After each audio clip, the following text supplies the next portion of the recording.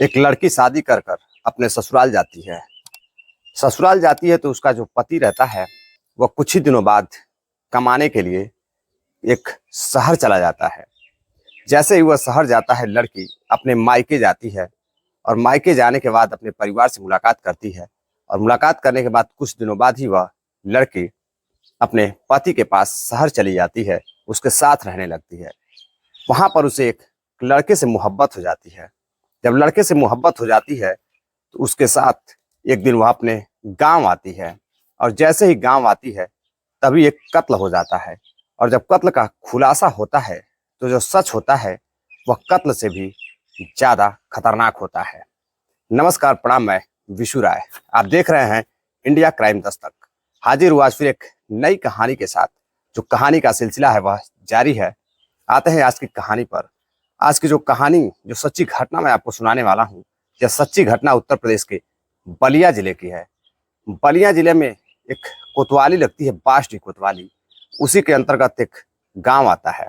उसी गांव की यह सच्ची घटना है।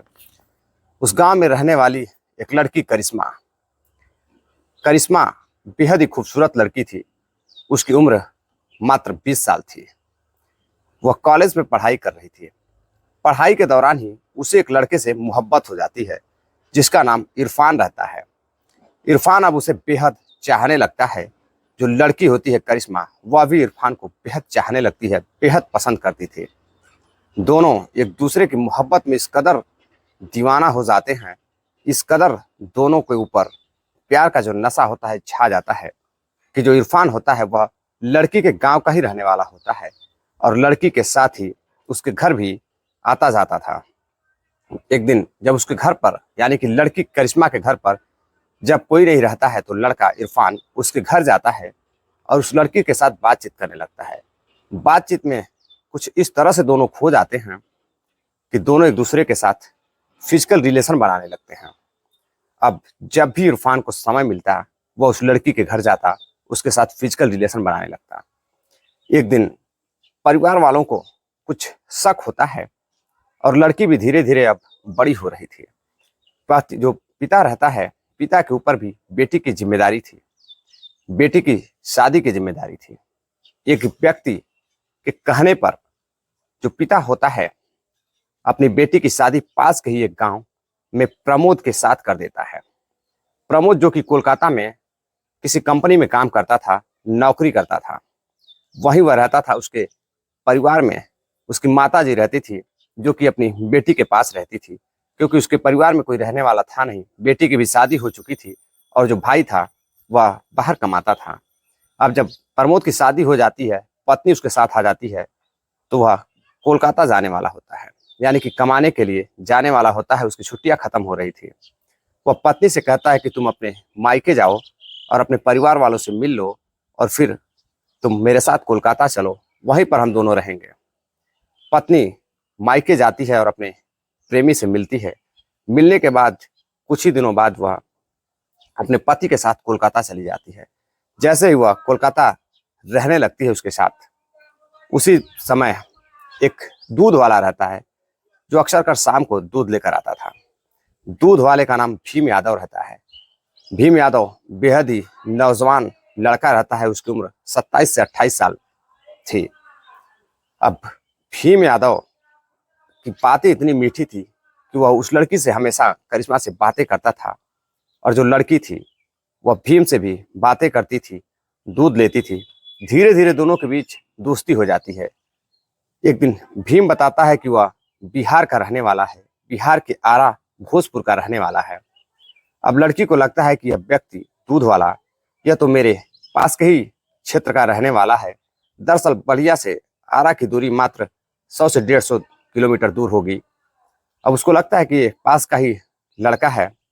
काफी दोनों घुल मिल जाते हैं। अब दोनों एक दूसरे के साथ इस कदर बातचीत करने लगते हैं कि एक दिन दोनों में मोहब्बत हो जाती है। जो पति रहता है प्रमोद, वह सुबह 9 बजे घर से ऑफिस के लिए निकलता, कंपनी में काम करने के लिए निकलता और वह रात को 8 से 10 बजे आता। अब काफी देर हो जाती उसको आने में। इधर पत्नी कई दिन तो वह खाना खाकर सो जाती थी, इस इंतजार में कि उसका पति आएगा तो वह खाना खाएगी। कई बार ऐसे ही चलता रहता है। एक दिन वो अपने पति से कहती है कि मुझे भी समय दिया करिए, समय से आप घर आया करिए। नई नवेली शादी रहती है, पति समय नहीं दे पाता है। अब एक दिन जो लड़की रहती है करिश्मा, अब वह दूध वाले से इस कदर चाहने लगती है कि जब उसका पति घर पर नहीं रहता है तो वह दूध वाले भीम यादव को अपने कमरे में ले जाती है। कमरे में ले जाने के बाद वह उससे बातचीत करने लगती है। दोनों इस कदर बातचीत में खो जाते हैं कि दोनों, शाम को करीब 7 बज रहे होंगे, दोनों एक दूसरे के साथ फिजिकल रिलेशन बनाने लगते हैं। अब उनका रिलेशन ऐसे ही, जब भी पति घर पर नहीं होता, प्रमोद घर पर नहीं होता, दोनों फिजिकल रिलेशन बनाने लगते हैं। फिजिकल रिलेशन बनाते बनाते कई महीने गुजर जाते हैं। अब अक्टूबर का महीना आने वाला होता है। उसके गांव पर छठ मनाई जाती थी, यानी कि करिश्मा के गांव पर छठ मनाई जाती थी। दिवाली भी नजदीक थी। अब जो करिश्मा होती है वह छठ की तैयारी करने लगती है, घर जाने की तैयारी करने लगती है। अब वह अपने जो उसका प्रेमी होता है भीम यादव से कहती है कि मुझे घर जाना है और कुछ ही दिनों बाद मैं आ जाऊंगी। तभी जो इरफान होता है वह बार बार फोन करने लगता है अपनी प्रेमिका करिश्मा को। अब करिश्मा का मन इरफान से हट चुका था। अब उसका दिल जो यादव जी रहते हैं भीम यादव के साथ लगने लगता है। अब वह बार बार फोन कट कर देती थी। वह कई मैसेज करता, कई बार उसका पति साथ में होता, फिर भी वह फोन करता, लेकिन वह फोन कट कर देती। अब वह इतना परेशान करने लगता है कि करिश्मा काफी परेशान हो जाती है। इस बात की खबर वह भीम को देती है। भीम उसको कई बार फोन करता, मना करता, लेकिन वह मानने को तैयार नहीं था। अब जब एक दिन करिश्मा घर जाने लगती है, करीब 31 अक्टूबर 2022 के दिन शाम 6 बजे उसकी ट्रेन रहती है बलिया के लिए। बक्सर से वह बलिया आती है। उसके साथ वह भीम यादव भी तैयार हो जाता है आने के लिए। भीम यादव भी उसके साथ घर आता है और उसी के घर में रहता था। उसके घर में सिर्फ उसकी बूढ़ी माँ थी और पिताजी बाहर रहते थे। उसी के घर में वह रहता था। एक दिन जैसे ही पता चलता है, कुछ दिनों बाद, यानी कि 9 नवंबर 2022 के शाम को इरफान को पता चलता है कि उसकी प्रेमिका उसके घर आई हुई है। वह पागलों की तरह दौड़ता हुआ अपनी प्रेमिका से मिलने, करिश्मा से मिलने उसके घर जाता है। जब वो उसके घर जाता है तभी उसके घर पर कोई रहता नहीं है। अपनी प्रेमिका को पकड़ लेता है, उसके गले लग जाता है। उससे पूछने लगता है कि आखिर तुम उसका फोन क्यों नहीं रिसीव कर रही थी। इस बात से वह चिड़चिड़ी हो जाती है और उसको कस के पकड़ लेती है। तभी पीछे से निकलकर भीम यादव आता है और उसका गला दबा देता है। एक जूट की रस्सी से उसका कत्ल हो जाता है। अब दोनों हैरान रह जाते हैं। सबूत छिपाने के लिए दोनों उसका गला काट देते हैं। गला काटने के बाद एक प्लास्टिक की बोरी में भरकर पास के ही एक खेत में फेंक देते हैं। और जो भीम यादव होता है वहां से वह बक्सर चला जाता है। बक्सर से ट्रेन पकड़ता है और कोलकाता में जहां वह दूध देता था, हुगली क्षेत्र में, वहां वह रहता था, वहीं वह चला जाता है। इधर अगले दिन जब 10 नवंबर को पुलिस को लाश मिलती है, जब पुलिस जांच पड़ताल करती है, शिनाख्त करती है, तो पता चलता है कि उसी गांव का रहने वाला इरफान की वह बॉडी है। गांव वाले हैरान रहते हैं, पुलिस भी हैरान रहती है कि आखिर इस तरह का अपराध किसने किया होगा, कत्ल किसने किया होगा। इरफान की किससे दुश्मनी थी। कई तरह के सवाल लोगों के मन में गूंज रहे थे।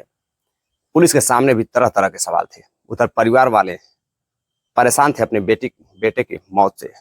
रोना धोना सब कुछ चालू था। अब पुलिस उसका फोन डिटेल्स निकालती है, कॉल डिटेल्स निकालती है, CDR निकालती है। पता चलता है कि वह एक लड़की से बात करता था।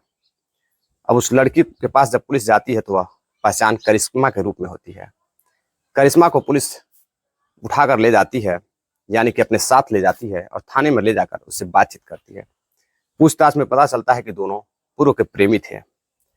तभी खुलासा होता है, जो प्रेमिका होती है बताती है कि उसके साथ उसका एक और प्रेमी था दूध वाला, जिसका नाम भीम यादव है। उसी ने इसको अंजाम दिया है। अब भीम यादव की तलाश पुलिस करती है। तलाश करते हुए वो कोलकाता पहुंचती है। कोलकाता से उसको गिरफ्तार कर घर लाती है। उसके बलियां लेकर आती है, थाने लेकर जाती है और थाने पूछताछ करती है। पूछताछ में भीम बताता है कि मैं उससे चिड़चिड़ा हो चुका था। वह जब फोन करता था तो मुझे काफी गुस्सा आता था। एक दिन जब मैं प्रेमिका के साथ उसके घर गया था और जैसे ही वह मेरी प्रेमिका यानी कि करिश्मा के बाहों में जाता है, गले लगाता है, वैसे ही उसको गुस्सा आ जाता है और वह अनजाने में ही उसका गला दबा देता है। उसकी मौत हो जाती है। मौत होने के बाद वह बेहद डर जाता है और लाश को फेंक कर भाग जाता है। अब पुलिस दोनों की बातों को सुनकर हैरान थी। गांव वाले, आसपास के लोग जो भी इस खबर को सुनकर आश्चर्यचकित रह जाते, हैरान रह जाते। जब यह बात उसके पति को पता चलती है, प्रमोद को पता चलती है, तो प्रमोद भी बेहद हैरान रहता, परेशान रहता। घर वाले जो होते हैं इरफान का अंतिम संस्कार करते हैं, उसका क्रियाक्रम करते हैं।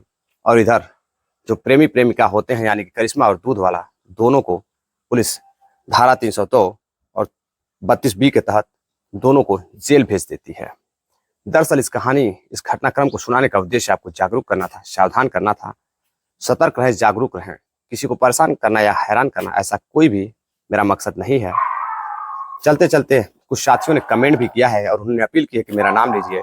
AK अग्निहोत्री जी प्रयागराज इलाहाबाद से हैं, सुमित सिंह आजमगढ़ से हैं, राहुल महाजन है दिल्ली से, नासिर पठान है महाराष्ट्र से। आप सभी का बहुत बहुत धन्यवाद, शुक्रिया जो आप इतना प्यार सपोर्ट देते हैं।